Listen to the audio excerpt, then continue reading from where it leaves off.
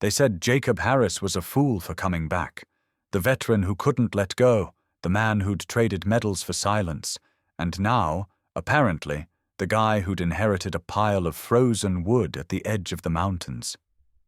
The whole town of Crystal Ridge had a way of laughing that didn't sound loud, but it still hurt. Whispered jokes at the diner, side glances at the gas station, talk about the haunted lodge, and the soldier too stubborn to know when to quit. Jacob had heard worse before. In war, laughter sounded different. It was what men did before dying. Here, it was what they did when they didn't understand. He drove up the mountain road in his old black Silverado, windshield wipers squeaking against the sleet. Diesel sat beside him, head high, ears alert. 7 years old, pure muscle wrapped in sable fur, a retired K9 with scars that mirrored his owner's. The dog watched the trees go by as if he remembered the terrain. Jacob glanced at him. "Don't look at me like that. You're just as crazy as I am for coming back." Diesel huffed through his nose, the sound halfway between a growl and a sigh. The GPS had stopped working 5 miles ago. The snow deepened, burying the dirt road that wound through the pines. Every few minutes the truck slipped, tires spitting ice. The radio crackled with static. Only the wind spoke, whistling through the mirror frame like a ghost trying to find its way home. When the truck crested the final turn, Jacob saw it, the Ridge Lodge, or what was left of it. The roof sagged under snow, windows were boarded up, the porch leaned forward like an old man too proud to sit. A faded wooden sign swung above the door, the paint nearly gone. Crystal Ridge Lodge. He parked, killed the engine, and for a moment everything fell silent. No motor, no voices, just the weight of snow pressing on the world. Jacob stepped out, boots sinking deep. Diesel jumped down beside him, his paws leaving perfect tracks in the untouched white. The air smelled like pine sap and rusted metal. It wasn't much of a homecoming. He walked toward the porch, his breath fogging into the air. His gloved fingers brushed the railing. Splinters bit through the fabric. The wood was cold, but solid. He could almost hear a memory trapped inside it, someone hammering boards, someone laughing years ago. The wind shifted, carrying voices from far down the hill. He turned. A pickup truck idled by the gate, 2 men leaning out of the window. Locals. One raised a coffee cup in mock salute. "Hey, Sergeant. You moving in or planning to haunt the place?" The other chuckled. Guess the army didn't teach him about property value. Jacob didn't answer. He watched them drive off, their laughter carried away by the storm. He looked back at the lodge. "They're right," he muttered. "It's falling apart." Diesel barked once, sharp and short, as if arguing. Then the dog trotted toward the side of the house, nose low to the snow. He began digging with surprising urgency. Jacob frowned. "Not now, boy." But Diesel kept going, paws throwing snow behind him, ears twitching, tail stiff. Then he stopped. His muzzle hovered over a small metal latch barely visible beneath the ice. Jacob knelt beside him, brushing away the snow. It was an old trap door built into the foundation, sealed with a padlock so rusted it looked part of the earth itself. He tugged on it once. It didn't budge. Diesel's eyes met his. Intelligent. Intent. "You knew it was here," Jacob whispered. He straightened, staring at the old structure. A piece of memory stirred. His mother's voice, faint from childhood. "Your uncle kept things buried that weren't meant for money." Jacob pushed the thought away. "It's just a cellar." He turned toward the front door. It resisted when he pushed, hinges screaming. Inside, the air smelled of cold dust and wood smoke long gone. Cobwebs draped the beams like faded curtains. A single rocking chair stood by the window, frozen mid-sway. He dropped his duffel by the door and rubbed his temples. Home sweet home. Diesel padded in, sniffing corners, tail low but steady. He paused at the fireplace, nose brushing a pile of old papers. One piece fluttered free, an envelope yellowed with age. Jacob picked it up. His name was written across the front. He tore it open. The handwriting was neat, deliberate. "Jacob, if you're reading this, I'm gone. Don't laugh when they mock the lodge. It's older than the war and wiser than men. Under the snow lies what our family kept safe long before bullets and orders. Don't sell it. Trust the dog." Uncle Robert Jacob stared at the words. The fireless hearth behind him seemed to breathe. He read the line again. "Trust the dog." Diesel nudged his leg, tail thumping once. Jacob crouched beside him. "What did you get us into, huh?" Outside, the storm thickened. Snow hit the windows like 1,000 quiet knocks. In the distance, thunder rolled low, swallowed by the mountains. He found a lantern near the wall, lit it, and walked toward the back hallway. The flickering light revealed photos hung crookedly. Robert Harris standing with a group of men in military coats, smiling beside the same lodge, back when it still had color in its bones. "Guess this was home for a lot of soldiers," Jacob murmured. He set the photo down. Behind it, tucked into the frame, was a folded newspaper clipping. The headline was almost unreadable, but 2 words stood out. "Local mechanic missing. Winter 1984. Jacob's brow tightened. The article mentioned a disappearance near Crystal Ridge. The man's name was Daniel Moore, Robert's friend. The same year this lodge closed. Diesel growled low, head turning toward the trap door outside, as if sensing a pulse beneath the ground. "Easy," Jacob said, though the chill in his chest wasn't from the cold anymore. He turned back to the window. Snow was falling, harder now, erasing the tracks of the 2 men who'd mocked him earlier. For a brief second, Jacob wondered if he should have laughed too, if the joke wasn't on him after all. Then Diesel barked again, one sharp sound that echoed off the walls, defiant, alive. Jacob took a slow breath and looked around the dying lodge. "All right," he said quietly. "We'll stay one night. Tomorrow we see what's buried out there." Diesel wagged his tail once and laid down by the hearth, his head resting on his paws. Outside, the wind screamed over the ridge, rattling the windows, but inside the lodge, the air felt different. Still cold, but watchful. The kind of silence that waits for a story to begin. The wind had calmed, but inside the old lodge the cold hung thick in the air, coiled like a shadow that refused to leave. Jacob Harris had barely slept. The mattress in the back room was thin, the walls groaned with every gust outside, and his mind, it hadn't been still in years. Diesel, however, had been pacing. It started just after midnight. The dog stood near the back door, tail stiff, ears pointed toward the snow. Then came the bark. Short, sharp, urgent. Jacob sat up, boots already by the side of the bed. "What is it, boy?" Diesel barked again, then scratched the door once. Jacob opened it slowly. A rush of cold bit at his skin. The world outside was still a swirl of white and silence. Diesel stepped out immediately, paws pressing deep into fresh powder, nose low to the ground. Jacob followed, flashlight in hand. "You better not be chasing a raccoon." But Diesel wasn't chasing anything. He moved deliberately, head turning side to side, breath puffing out like smoke. His body language had shifted, focused, locked in. Jacob had seen that posture before, in the field, before a detection. "Okay, now I'm listening," Jacob muttered. The dog stopped near the far end of the lodge's foundation, the same spot from earlier, the buried trap door. Diesel stood still, staring at it, then looked back at Jacob with an intensity that made him pause. "You think there's something under there?" Diesel's only reply was to start digging. Jacob knelt beside him, clearing snow with his gloved hands until the trapdoor's edges were visible again. The metal was old, rusted shut, but this time he noticed something he hadn't before, a symbol etched into the wood beside it. Faint, almost erased by time.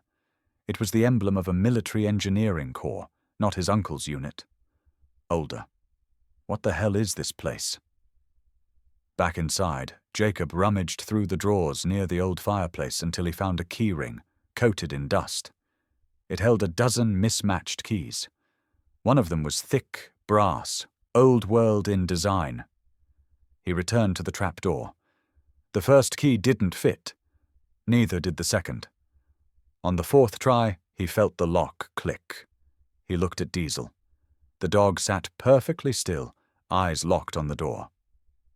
"You're really sure about this, huh?" Jacob opened it. The door groaned, hinges fighting years of silence. A wave of cold air rolled out, earthy, damp, and metallic. He flicked on his flashlight and pointed it downward. Narrow wooden steps disappeared into the dark. Diesel was already descending. "Of course you are," Jacob muttered, then followed. The cellar was small, almost a crawl space. The flashlight beam caught on shelves lined with old crates. Some labeled tools, others marked spare fuel. Nothing strange, until he reached the far wall. A single metal case sat there. Black. Military issue. Diesel nudged it with his nose. Jacob crouched, fingers grazing the case. He flipped the latch. It popped open with a soft metallic snap. Inside was a sealed envelope, and beneath it, a notebook wrapped in plastic. He pulled out the envelope first. The handwriting was unmistakable. "Jacob." His uncle's voice whispered back through the words as he read. "If you're here, then you followed the dog. Good. That means he still remembers, and maybe you do too. This place, it holds more than memory. It holds a promise. What's under the snow is older than both of us. Older than war. They told me to keep it hidden. I chose to keep it safe. Don't sell the lodge. Not until you know what's buried." Jacob's breath fogged in the cold air. He looked at Diesel, who watched him, unmoving. The notebook was filled with sketches, maps of the mountain, annotations in shorthand, dates from the 1980s. One entry was circled in red ink. March 17th, 1984. Final crate buried North Ridge. Coordinates encoded. Jacob leaned back, heart thudding. He had expected a broken roof and frozen pipes, not hidden crates, not codes. He closed the case and set it aside, then looked at Diesel again. "You're not just a tracker, you're a damn historian." The dog gave a soft whine and bumped Jacob's arm with his nose, then turned and padded back toward the stairs. Back in the main room, Jacob lit the fireplace. It caught slow at first, then flared into warmth. He sat with his legs stretched out, the notebook open beside him, the letter folded neatly in his lap. Outside, the wind had died completely. Diesel lay near the fire, eyes half closed, but ears still twitching, watching. Jacob stared at the flames, his voice low. "He knew I'd come here, left this for me to find, and you never forgot." Diesel didn't move, but something in his posture softened, a loyalty deeper than instinct. Not obedience, belief. Jacob looked toward the window. The snow had stopped falling, and for the first time since returning, he felt the heaviness shift. Not gone, but lighter, like the mountain had exhaled. There was something under this lodge, something his uncle hid, something Diesel remembered, and now so would he. He reached for a pen and circled the date in the notebook, then whispered, more to the dog than himself. "Tomorrow we dig." The storm returned without warning. It came down in thick, sideways sheets, burying the lodge in a matter of minutes. Jacob had been in the middle of clearing snow from the porch roof when Diesel froze near the tree line, ears stiff, eyes locked on the white abyss. "What is it?" Jacob asked, already knowing the answer. Diesel barked once, short, urgent, then bolted into the storm. "Diesel!" Jacob shouted, leaping off the steps. He grabbed his coat, yanked on gloves, and followed. The cold slammed into him like a wave. He could barely see 5 feet ahead, but he tracked the dog's paw prints deep and direct. He didn't need to ask what Diesel had heard. It was faint, almost lost in the wind. A cry. Thin. Desperate. Jacob pushed forward, boots crunching through the rising snowdrifts. Branches scraped his arms.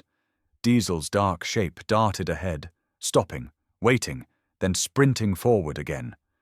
Then he saw her.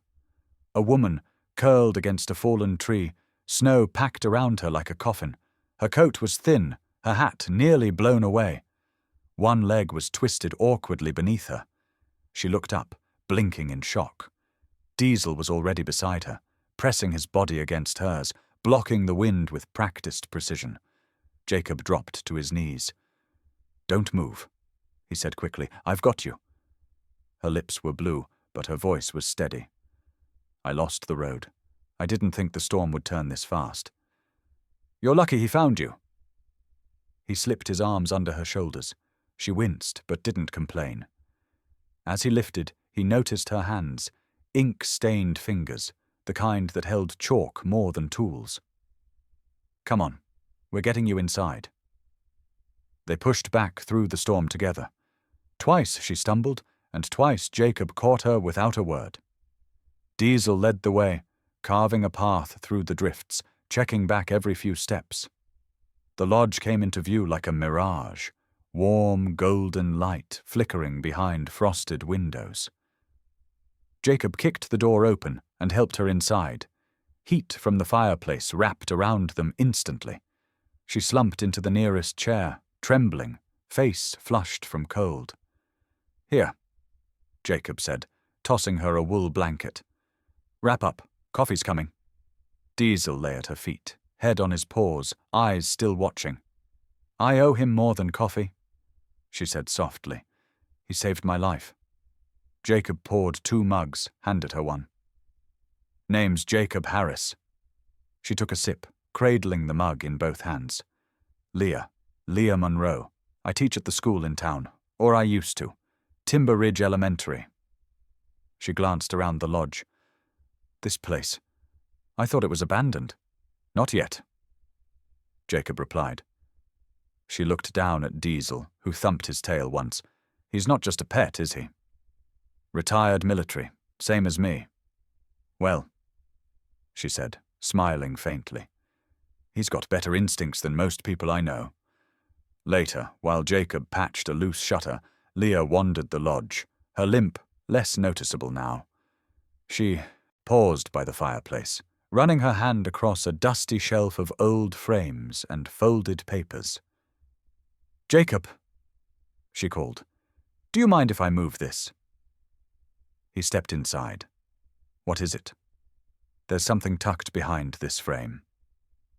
She pulled gently, revealing a folded piece of brittle parchment sealed in plastic. They set it on the table. It was a hand-drawn map. Old, faded in places, but the markings were clear enough. Trail lines, elevation notes, and a small X near the base of a ridge Jacob didn't recognize. "What the hell is this?" Leah traced the lines with a finger. "It looks like a mining survey, but it's not dated. And the name here, M.D. Langley. That's the man who disappeared in the 80s, isn't it?" Jacob nodded slowly. "Uncle Robert's friend." He scanned the lower corner. A note had been scribbled in red pencil, nearly faded to nothing. "Second crate buried. No eyes, no record, protected." Jacob sat back in his chair. Diesel stood, ears perked, tail slowly wagging. He walked to the window and pressed his nose against the frost-covered glass, staring towards the ridge. "You've got to be kidding me," Jacob whispered. "There's more." "More of what?" Leah asked. Jacob hesitated. "I don't know, but he told me not to sell this place. Said there was something worth keeping under the snow." Leah's eyes were sharp now, alert. "Do you think your uncle buried something?" Jacob looked down at Diesel. The dog was still staring at the ridgeline, completely still. I think he knew someone would come looking one day, and he left the right dog to show them where. A log cracked in the fireplace. The wind outside had died again, but something in the air had shifted. Leah leaned back in the chair, eyes still on the map. Do you think I could help? Jacob looked at her, this woman who'd appeared out of nowhere, survived a storm, and unearthed a clue that had been hidden for decades. Looks like you already are. Diesel turned his head, looking at them both, as if he'd known all along this was how it would begin. The snow had hardened overnight, a frozen crust that crunched underfoot as Jacob and Leah moved across the slope behind the lodge. Diesel led, nose low, his body tense with purpose. The sky was overcast, the kind of grey that made everything feel suspended, like the mountain was holding its breath. Jacob carried the old map folded in his jacket pocket. Leah had redrawn a cleaner version from the brittle original, marking landmarks as best she could. The route took them through a thinning grove of pines to the base of a jagged ridgeline. It was Leah who broke the silence. You've been out here before, haven't you? Jacob didn't answer right away. His boots sank a little deeper into the snow as he stopped, looking at the rock face ahead. Not here exactly, he said, but mountains like this. In Kandahar, the terrain was different, but the silence felt the same. Leah didn't ask more. She just followed. Diesel stopped near a snowdrift against a boulder. He barked once, then again, faster this time. Jacob's breath caught. The dog began to dig, scattering snow with frantic precision. Jacob rushed forward, clearing snow with his hands until something hard and flat broke the surface. A metal hatch, smaller than the trapdoor by the lodge but sealed in the same fashion. Diesel whined low in his throat and backed up, circling the area as if guarding it. Leah knelt beside Jacob, brushing away frost. There's a lock. Jacob reached into his coat, pulling out the ring of keys he'd found inside the lodge. He tried 3 before the 4th clicked. The hatch creaked open, the hinges stiff with rust and time. A ladder descended into darkness. Jacob pulled a flashlight from his pack. Stay here. Like hell, Leah said, grabbing her own light. Diesel didn't wait. He climbed down first, paws echoing on the old wooden rungs. Jacob followed, then Leah. The air inside was dry and stale, filled with the scent of old earth and oil. The space was narrow, barely enough for them to stand. Shelves lined the walls, filled with empty wooden crates, old ration cans and cracked glass bottles. Then Jacob saw it. A metal box shoved into the far corner, covered in dust and wrapped in rotting canvas. He lifted it. Heavy. Cold. Diesel stood beside him, tail stiff, ears up. Jacob sat down on an overturned crate and opened the box.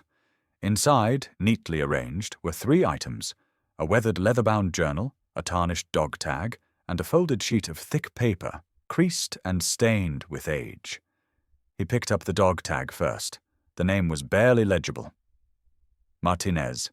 Leo D. USMC. Jacob froze. Leah saw the color drain from his face. You knew him? Jacob nodded slowly. He saved my life.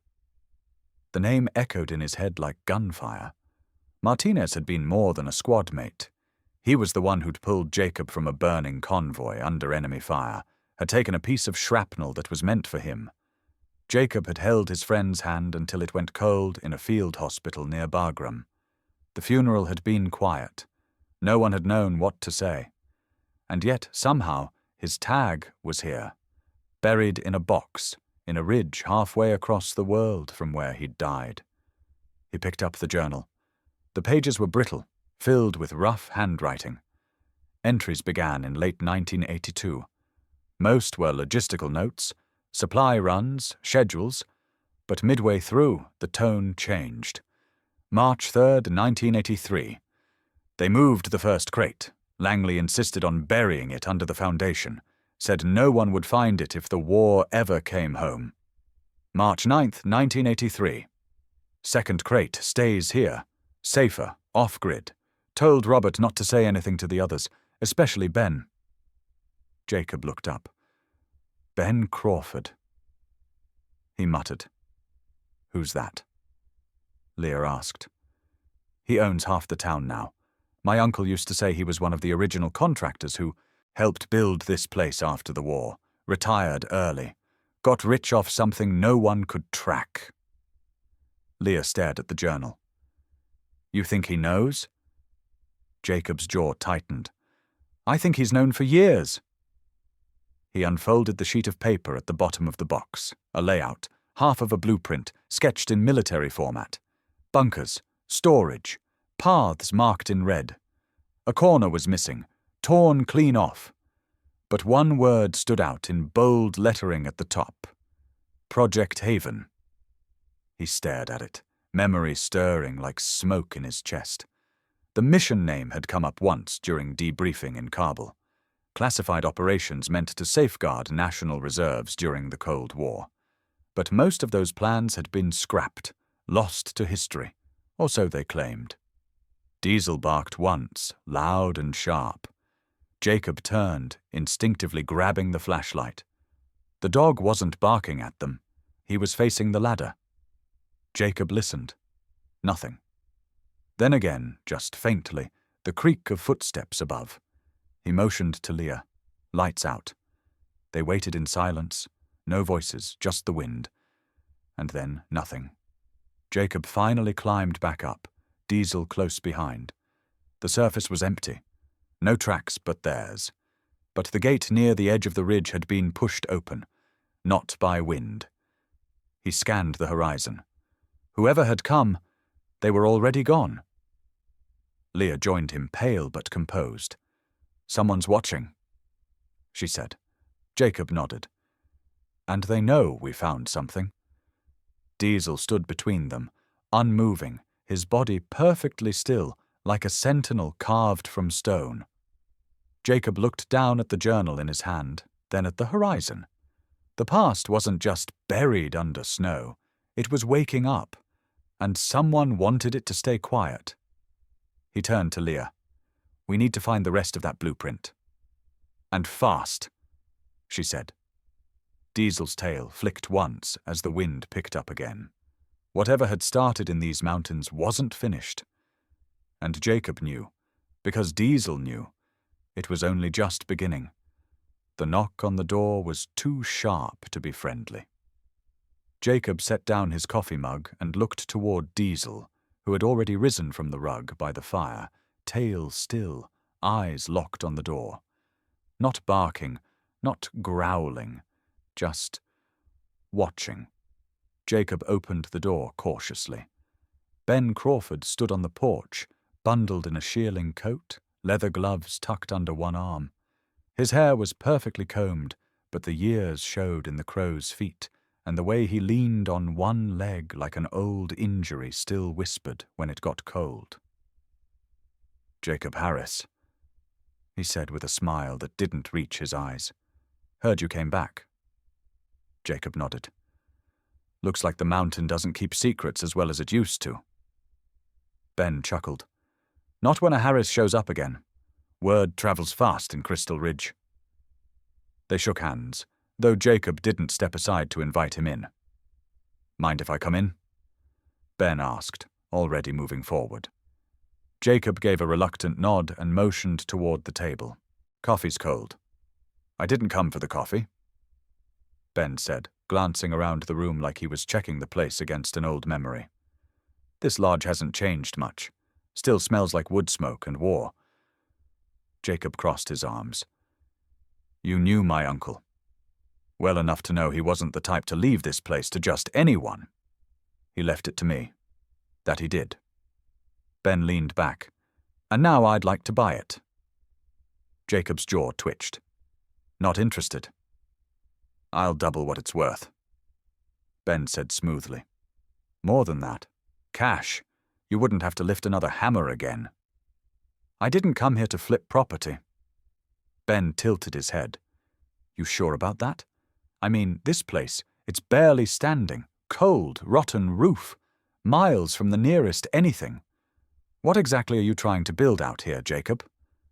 Jacob didn't answer. Ben's smile faded. Listen, your uncle and I, we were part of something out here. Things no one talks about anymore.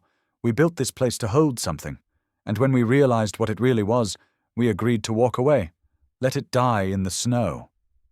He leaned forward, voice quieter. Let it stay buried. Jacob didn't blink. Some things need to be unburied. Ben's jaw tightened. He stood and zipped his coat. You don't know what you're digging into. Jacob opened the door for him. Then you've got nothing to worry about. Ben stepped outside, pausing at the edge of the porch. Just remember, that dog can't protect you from what's coming. Jacob shut the door without replying. Diesel stood at the window, ears up, eyes locked on the retreating figure. Then he turned sharply and trotted toward the back door, scratching once. What is it now? Jacob muttered. Diesel barked, quick, commanding, then took off across the yard, straight toward the far ridge. Jacob threw on his coat and followed. The wind was light but sharp, cutting through his jacket. Diesel didn't slow. He moved with purpose, back toward the same area near the old hatch they'd uncovered days earlier. This time, he stopped short of the tree line and began digging furiously into the snow near a partially exposed boulder. Jacob joined him, clearing frost with gloved hands until the edge of a metal surface appeared. It wasn't a hatch. It was a box. Heavy, rusted, long. Diesel stepped back, barking once. Jacob pried it open. Inside, wrapped in thick oilcloth, were stacks of folded blueprints, military layouts, maps, documents stamped with faded Department of Defense insignias. And something else, a steel case, smaller than a briefcase, locked with a rotary dial. He hesitated, then used his knife to crack the hinges off the side. What he saw made his stomach tighten. Gold bars, 6 of them, each engraved with a government seal, old, untouched, frozen by time. Jacob's breath caught. These weren't for retirement pensions or private trade. These were government reserves, Cold War assets that should never have been in private hands. He looked down at Diesel, who simply stared up at him, panting in the cold. You knew. Jacob whispered. You brought me here. He scanned the papers again. Not just maps, ledger pages, coordinates, distribution lists with names. Some crossed out, others circled. Ben Crawford's name was on more than one. Jacob sat back, the reality sinking in. This wasn't just about inheritance. This was a cover-up. His uncle hadn't been protecting treasure. He had been guarding evidence. Diesel stepped closer, pressing his head against Jacob's shoulder. For a long time, they didn't move. Then Jacob stood, packed the documents, closed the case, and covered the spot with snow again. Not to hide it, but to control when it was seen. They walked back to the lodge in silence, Diesel trotting just ahead. Inside, Jacob locked the door and laid the documents across the kitchen table. Leah walked in, wiping her hands on a towel. What's all that? Jacob looked up at her. Proof of everything. She picked up one of the maps, her brow furrowed. He dropped the gold bar on the table with a soft, heavy thud. Her eyes widened. Is that? Jacob nodded. It's real. He didn't say what scared him more, that the gold existed, or that Ben Crawford already knew. Diesel lay down by the fireplace, eyes open, body still on alert. Jacob stared at the bar. We just stopped being alone out here. And outside, far off in the trees, something rustled that didn't sound like wind. The wind began howling just past midnight. Jacob had been reviewing the documents again, highlighting names, cross-referencing locations with Leah. Diesel was dozing by the hearth, chin resting on his front paws, eyes half closed but never fully asleep. Leah, seated across from Jacob, tapped her fingers against a worn map. "This name keeps showing up," she said. "Langley, and here again, under acquisition, but none of the other records have it." Jacob leaned closer. That was the alias Ben used when he served. Langley was his call sign. Leah looked up, her voice suddenly tight. "You're sure?" Jacob nodded slowly. Uncle Robert mentioned it once. Said Langley disappeared when things got complicated. Said he couldn't be trusted. Before either of them could speak again, Diesel's head snapped up. He growled, low and deep. Then the lights went out. The lodge fell into immediate darkness, the fire throwing wild shadows on the log walls. Jacob reached under the table for the flashlight, but the front door exploded inward with a crash. 2 men stormed in, faces masked with scarves, eyes gleaming in the low light. One held a compact rifle, the other a crowbar. Behind them came Ben Crawford, not bothering to hide his face anymore. "Well," he said smoothly, brushing snow from his coat. "Guess the lock was more of a suggestion." Jacob stood slowly, flashlight beam, catching the steel glint in Ben's hand, a pistol. Leah moved instinctively behind Jacob. Diesel growled louder, body crouched low, ready to launch. Ben raised the pistol just slightly. "Easy, soldier. We're just here for what's ours." Jacob kept his voice calm. "You don't belong here. I built this place." Ben snapped. "I bled into this ground. Your uncle forgot that. He buried what we found because he was scared of what it meant. It wasn't yours to sell. It wasn't his to hoard." Ben said, "This country forgot us. But that gold? That was payment. Back pay for lives thrown away. I took what I earned." Jacob's jaw clenched. "You left men to die." Ben smiled. "I survived. That's more than most can say." Then he nodded to the man with the crowbar. The stranger moved toward Diesel, pulling something from his coat. Before Jacob could react, the man flung a small dart. It hit Diesel in the flank. Diesel yelped and staggered. "No!" Jacob shouted. Diesel stumbled sideways, legs trembling. His body hit the floor with a heavy thud, eyes glassy, breathing shallow. "Sedative," Ben said calmly. "We're not monsters. He'll wake up in a few hours, if you're lucky." Leah lunged for the radio on the shelf. One of the men grabbed her, wrenching her arm. The radio crashed to the floor. Ben raised the pistol. "Let's not play hero, Jacob. Just give us the crate. We know it's here." Jacob's hands tightened into fists. "Even if I did, you think you'll make it out? You hear that wind? You're not getting down that mountain." Ben chuckled. "Then we'll stay. This lodge has seen worse winters. Besides, we brought company." Another man appeared at the door, thick jacket, eyes like stone, the kind of man who followed orders without asking questions. The fire cracked. Leah was shoved back into a chair. Jacob was ordered to sit. They were surrounded now, 3 guns, 4 against 1, and a sedated dog. But as the men argued about the map, something changed. Leah's hand, hidden beneath her coat, moved toward her phone. Slowly, carefully, she pressed the emergency dial she had pre-programmed that afternoon. No signal, but 1 bar flickered, just enough to send a ping. It wasn't much, but it was something. Meanwhile, Jacob's mind raced. Every corner of the lodge had been rebuilt by him. Every crack, every beam.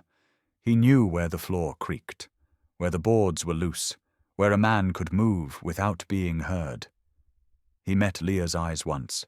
She gave the faintest nod. Then the storm hit. It wasn't wind. It was a roar. Snow slammed into the windows with a violent fury. The whole lodge groaned as if the mountain itself was shoving its weight against the walls. The power hadn't returned. The fire flickered low. The darkness grew teeth. One of the men moved toward the front, checking the window. Then came the noise. A distant rumble, an avalanche forming high on the ridge. Jacob knew the sound. He'd heard it in the mountains of Kandahar when rocks gave way under the heat. Ben turned pale. "We need to get out." "You can't," Jacob said coldly. "You brought this storm with you." The gun was raised again, but Leah screamed. Everyone turned. Diesel was standing, shaking, groggy, but standing. The sedative had worn off faster than expected. His hackles raised, eyes burning amber in the dark. He growled, and the sound cut through the tension like a blade. Then he lunged, straight at the man closest to Leah. The gun went flying. Leah dove for it. Jacob took the moment and flipped the table, slamming into Ben. The room exploded into chaos. Diesel tackled the second man, teeth flashing. Screams echoed. Snow burst through a shattered window as the storm howled its approval. In the frenzy, Leah fired once, into the ceiling. Everyone froze. Ben scrambled to his feet, eyes wild. "You don't know what you're doing!" he shouted. Jacob grabbed him by the coat collar, dragging him to the wall. "No, I finally do!" Outside, the storm buried the road in minutes. Inside, Diesel stood over the last intruder, chest heaving, but uninjured. His body blocked the man's path like a wall of fur and fury. Leah still held the gun, hands steady now. Jacob stared down at Ben, blood dripping from his nose. "You came here for gold," he said, "but all I see is a man rotting from the inside out." Ben spat. "This isn't over." "No," Jacob said. "It's just begun." And above them, the storm screamed on, choking every escape, sealing the mountain with snow and judgment. By dawn, the storm had buried the lodge in a pale silence. Wind-sculpted drifts pressed against the windows. Outside, the world looked like it had been frozen mid-breath. Inside, the fire was still alive. Ben Crawford sat slumped in a chair, his coat torn, blood crusted at the corner of his lip. His men were tied and silent, their weapons confiscated, rage hollowing their faces. Jacob stood watch near the door, a blanket over his shoulders. His knuckles were raw, his mind sharper than it had been in years. Beside him, Leah kept a calm eye on the captives, the pistol never far from her hand. And Diesel stood at the center of it all, alert, grounded, not moving unless Jacob did, not blinking unless Jacob blinked. The sentinel that never left his post. The radio crackled to life just after sunrise. "This is Ridge County Dispatch. We received a distress ping from this location. Is anyone there?" Leah stepped forward. "This is Leah Monroe. We need law enforcement. Immediate." Within an hour, the hum of engines echoed through the trees. Snowmobiles.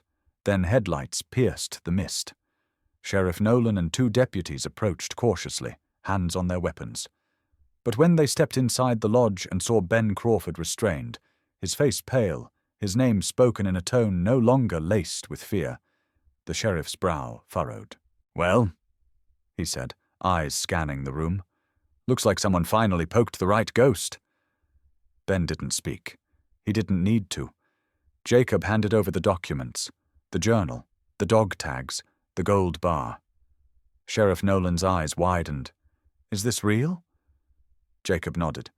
"Cold War reserves, hidden in this mountain for decades. My uncle tried to protect it.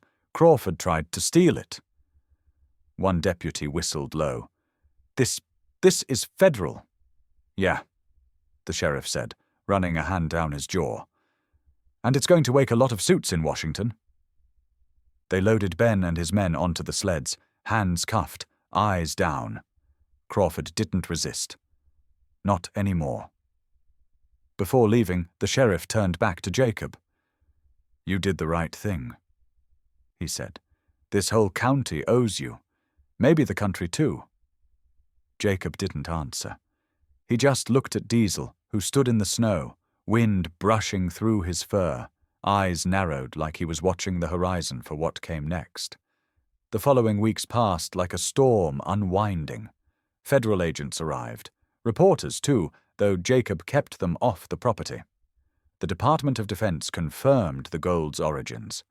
Operation Haven, once dismissed as rumor, was now very real. Leah gave her statement and returned to the school. Jacob stood beside her when she did. The town began to shift. Quietly. The name Harris no longer carried suspicion. The lodge was no longer a relic. It was a symbol. They called Jacob a hero, a veteran who didn't just return home, but uncovered the past with nothing but a map, a memory, and a dog who never gave up. He was offered rewards, a commendation, even a book deal. He declined them all. Instead, he asked for one thing: to keep the lodge. As it was, as it always had been, the government agreed. He repaired the porch first, then the shutters. He kept the fire burning, the floors swept, the cellar locked. But the most sacred thing he kept was Diesel's place beside the fire. And every morning they walked the same trail, past the ridge, through the pines, where the truth had waited for them all along. One morning, a boy from the town came up the mountain. Shy, about 12. Wanted to ask Jacob about the gold, about the story. Jacob didn't say much, just pointed toward Diesel, who lay stretched in the sun near the porch. "You want to know what really happened?" Jacob asked. The boy nodded. "Then you ask him. He's the one who found it." Diesel opened one eye, tail brushing once across the floor. The boy smiled. Jacob did too. Justice had come not from force, but from faith, from following instinct, from trusting the one soul who never asked for praise, only to be believed. And as the wind moved softly through the pines, Jacob realized something. The mountain wasn't just quiet now. It was at peace. The snow came slower now, gentler, like it no longer wanted to bury things, only to cover them softly. A quiet kind of snowfall, the kind that wrapped the world instead of erasing it. 1 year had passed since the night the truth came out of the mountain. Pinecrest Lodge no longer looked forgotten. The roof had been replaced, the porch reinforced. The cracked shutters were now repainted a warm chestnut brown. Above the entryway, a hand-carved wooden sign read, "Pinecrest Lodge, a place to come home to." It had become more than a cabin. It was now a safe house for veterans, men and women who had nowhere else to go, or who needed a space where silence didn't feel like punishment. Inside, the fire burned steadily. There were bunks upstairs, a kitchen stocked by donations, and a room set aside for therapy, where people could talk, or not talk at all. Diesel was always there. He didn't just greet guests at the door, he stayed close when the nightmares came. He would lie beside a bed, breathing steady, pressing his head into a trembling hand, or nudging someone upright when they couldn't find their way out of the dark. Some called him Sergeant Diesel, others just called him Hope. Jacob never corrected either. He had rebuilt the place slowly, piece by piece. Every floorboard replaced was a choice. Every nail hammered in was a promise. He didn't rush it. Healing didn't work that way. Now every Thursday, Jacob taught a workshop out back. It started with basic repairs, how to patch a wall, how to clean a generator, how to fix the things people leave broken. But over time, it became more than that. He added self-defense classes too, quiet and practical. Teenagers from the valley came. Some were sons of veterans, some just kids looking for guidance. He taught them how to hold a hammer, how to use their voices, how to stand even when they were afraid. Leah helped when she could. She had taken a permanent position at Timber Hollow Elementary, teaching literature and history. Her classroom was warm and bright, walls lined with drawings and stories. At night, she returned to the lodge, where her presence had become as natural as the wind through the trees. She and Jacob never spoke of what they were. They didn't need to. There was a rhythm between them now. Quiet moments, shared coffee. Her hand brushing his as they sorted supplies. The sound of her laughter in the hallway. Her voice calling Diesel in the early morning. It wasn't love announced, it was love lived. On weekends, the lodge held open hours. Veterans dropped by, sometimes for a meal, sometimes just to sit on the porch and listen to the wind.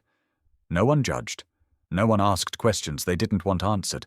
And always, Diesel was there, watching, waiting, present. One afternoon, a young man named Tyler arrived. He was 25, thin, with hands that trembled even when he wasn't cold. He didn't say much at first, just sat by the fire, staring at his boots.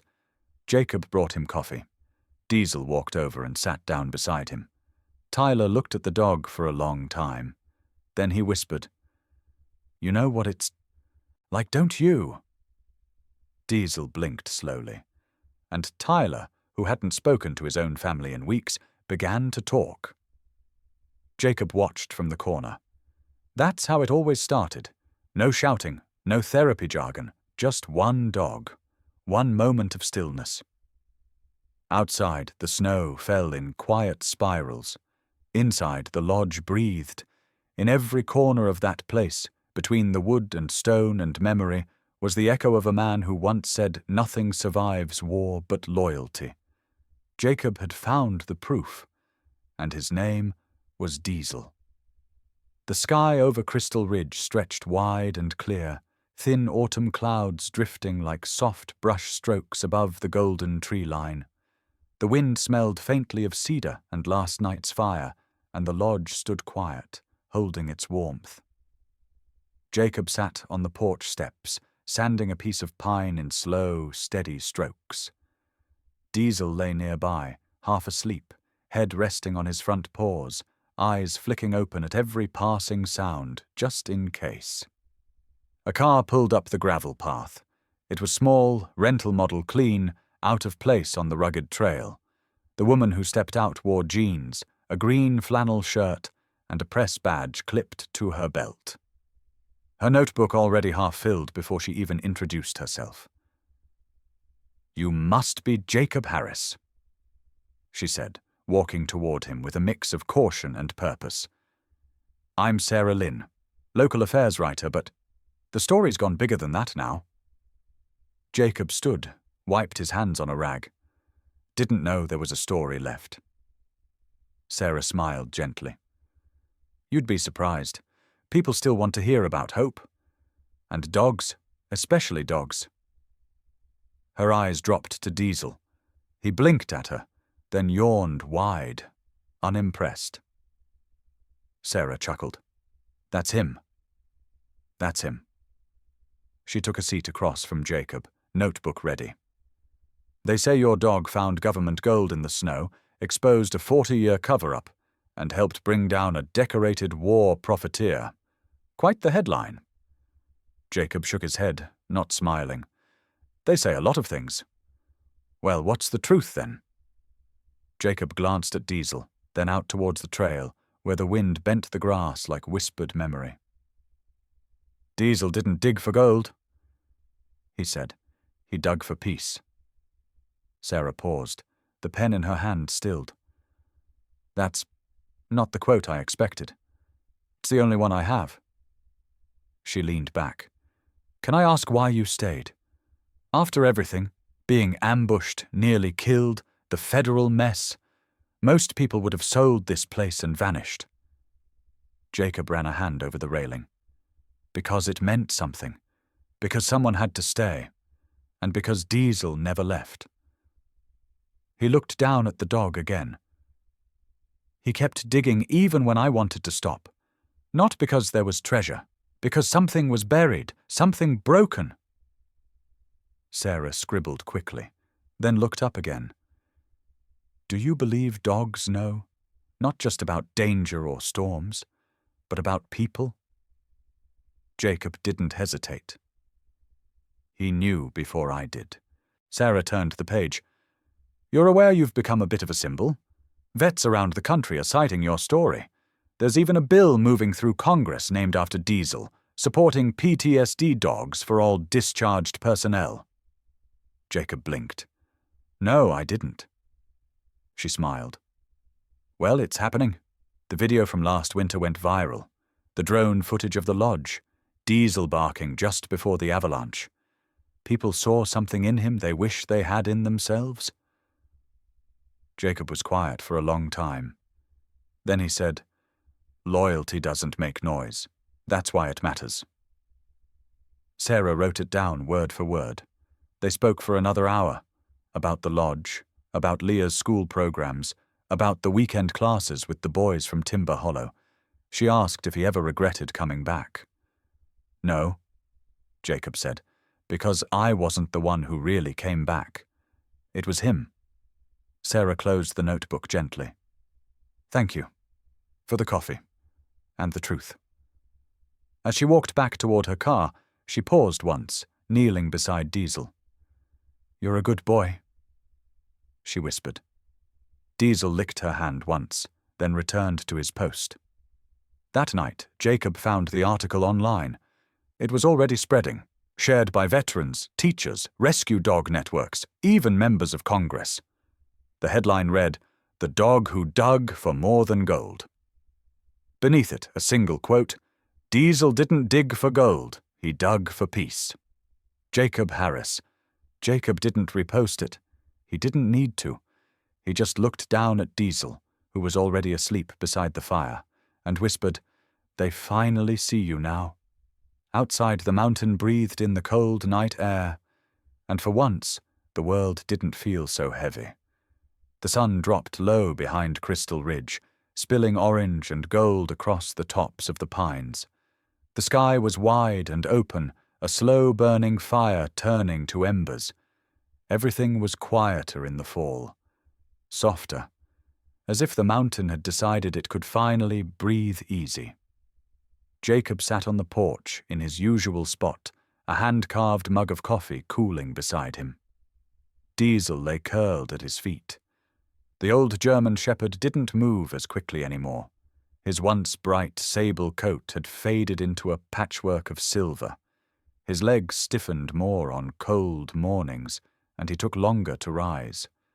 But his eyes, those deep, amber eyes, still carried that same sharpness, that silent steadiness. Jacob reached down and scratched behind one ear. Not tired yet, huh? Diesel responded with a low hum, eyes fluttering shut again. Peaceful, but never unready. From inside the lodge, the old radio crackled to life. Jacob had rewired the antenna last week. It wasn't perfect, but it picked up the local station when the clouds cooperated. A familiar voice came through the static. Tonight on our Veteran Spotlight segment, we honor a four-legged hero out of Crystal Ridge, a dog who didn't dig for treasure, but found something richer. Truth. Jacob looked out at the trees. The wind barely stirred. Somewhere in the distance, he heard kids laughing near the lake. Leah's students, most likely. The lodge had hosted another weekend camp for veterans and their families. The last group had left just that morning, leaving behind hot cocoa mugs and chalk drawings on the porch railing. The reporter's voice continued. This week marks the 1-year anniversary of the now famous Pine Crest discovery. But those who know the story say it was never about gold. It was about healing. About a dog named Diesel. About a soldier learning how to stay. And about a mountain that remembered. Jacob smiled faintly. He reached over and gently patted Diesel's head. Still digging, huh, boy? Diesel didn't lift his head, but his tail thumped once against the wood. Just enough. Jacob leaned back.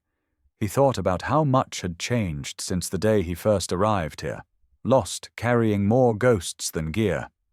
About how a broken cabin became a place of purpose, how silence gave way to laughter, and how the most loyal being he'd ever known never needed words to show him the way. He looked toward the trailhead, where new boots would arrive again tomorrow. Another vet, another lost soul, another chance to start over. And Diesel would be waiting, just like always. Jacob picked up the coffee, now lukewarm, and took a sip. Inside the lodge, the fire crackled low. Outside, the shadows grew longer, but the porch light was on, casting its golden arc into the dark, just in case someone was looking for home. As the screen door creaked open behind him, Leah stepped out, her sweater pulled tight, 2 mugs in hand. "Room for one more?" she asked. Jacob nodded, eyes never leaving the horizon. Always. They sat in silence for a long time, the 3 of them. A man, a woman, and a dog who never gave up. And on the screen, as if etched in the fading sky, a final message shimmered softly. He didn't dig for gold. He dug for purpose. What's your story with a loyal pet? If this story touched you, don't forget to like, share, and subscribe to the German Shepherd channel, where loyalty still means something, and where every story reminds us of the quiet heroes still digging beside us. Your support helps keep their legacy alive.